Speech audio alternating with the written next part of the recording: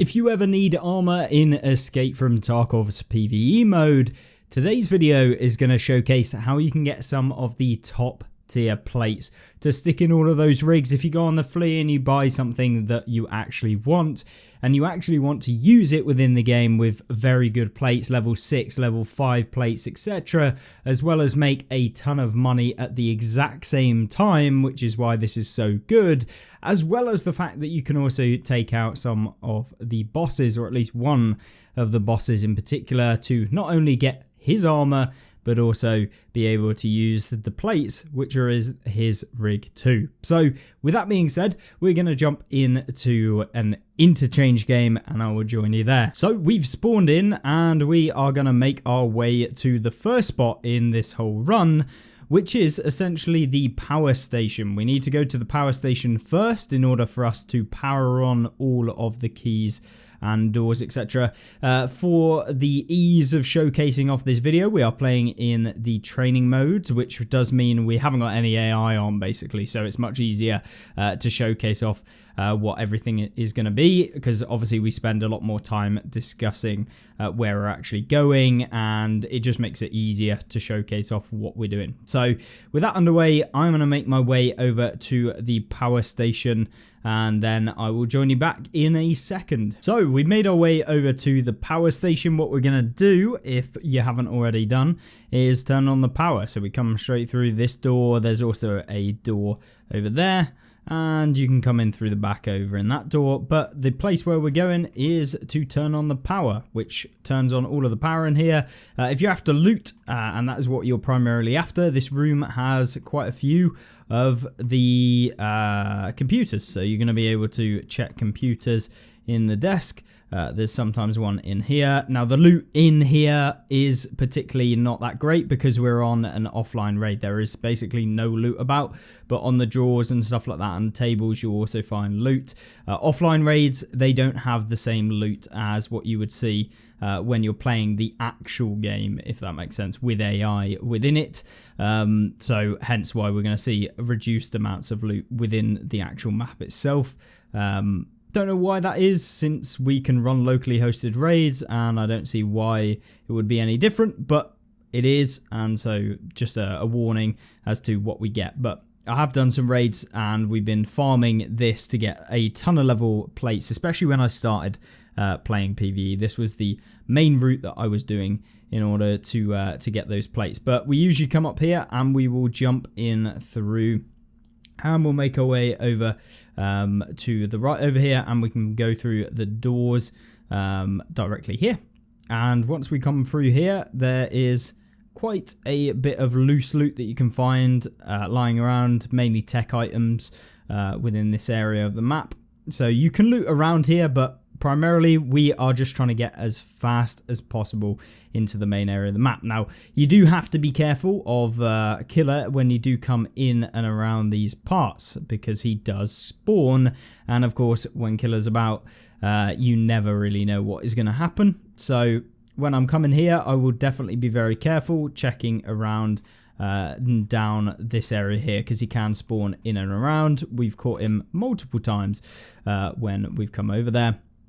So around this sort of area you can find him, so just be aware of that. But sometimes if I'm after just trying to, I guess, farm up some of the bosses, then yeah, I will basically head directly for where the bosses usually spawn, which is obviously an option. Now coming in through here, we want to make our way over to Kiba, which is on the first floor of interchange. Obviously you can go upstairs, and then yeah, that is the second place which we were wanting to go. Now we have one room that we can open if we wanted to, which is here. This one is the Emacom medical room key, I believe. So the EMC key, so it is this one. This one does have a ton of kind of medical items, as you can probably expect. No surprise there, but you can find random items as well as tech items lying on the floor. So you can see CPU, bulbs and that sort of stuff, as well as checking inside of all of these containers.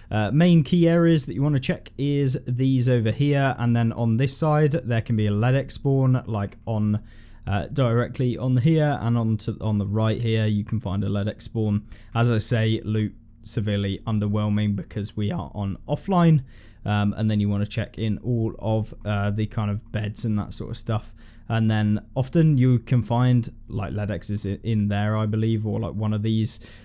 So yeah, when you come in here, basically just want to check in those, and then we want to make our way directly down here. Now obviously killer can be anywhere in here, so yep, once again, be very, very mindful of where you're coming when making your way down here.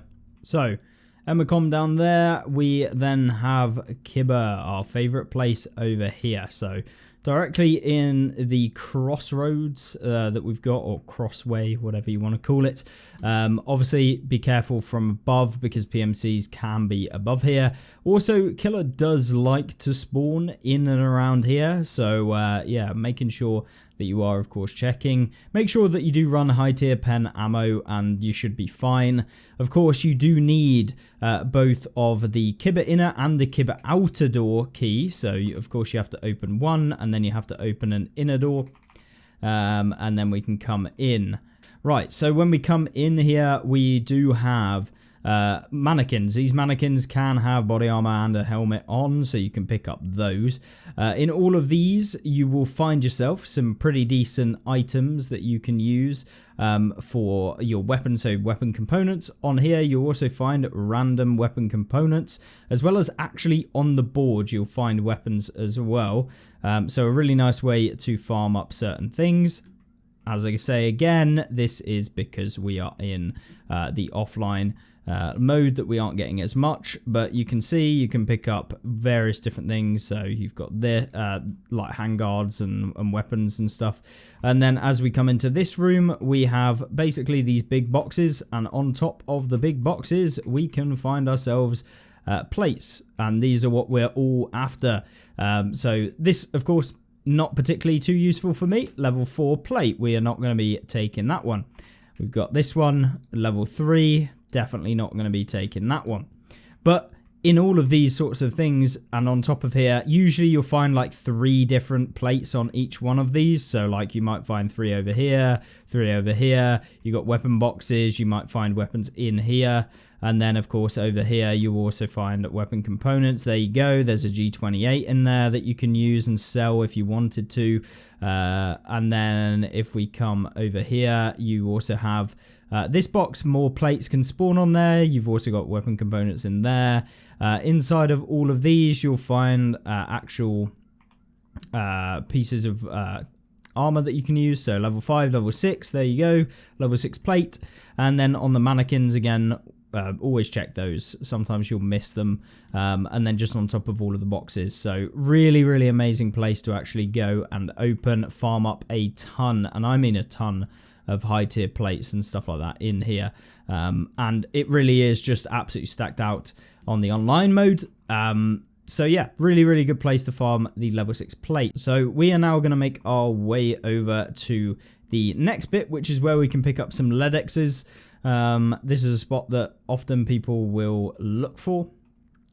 So we are going the complete wrong way as usual. So we go in here and then want to take a quick little left, and we're going to make our way all the way down to the end of this corridor.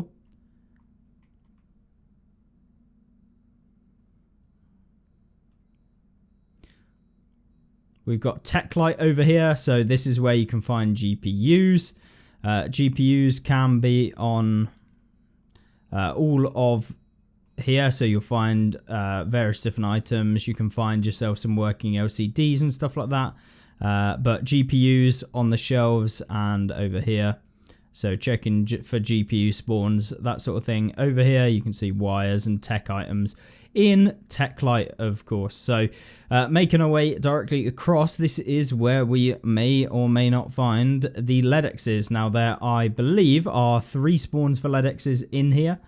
So we can open this one up. It is the Ultra Medical Storage Room key, so we want to get that one. And in here, there is just a ton of stim spawns. So obviously we've got a Zagustin, but there are Ledex spawns that spawn on the shelves. You want to also check inside of here for stims, as well as on these shelves. Basically all of the shelves you'll want to be checking, and on eye level as well, so just checking around over there. And then on this little trolley thing, you can also find a Ledex, so you want to always check these when you do come into this room.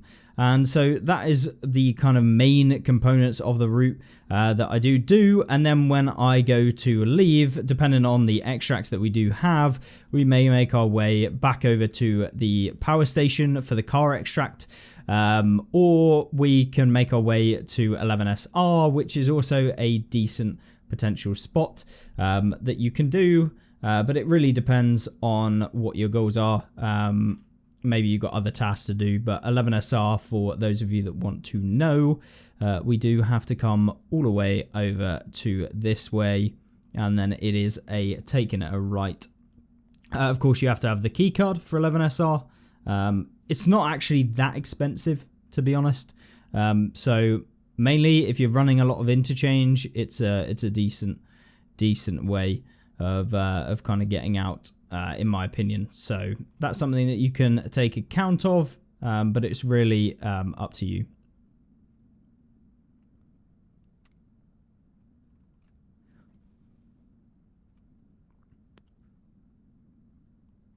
So you got Burger Spot through here.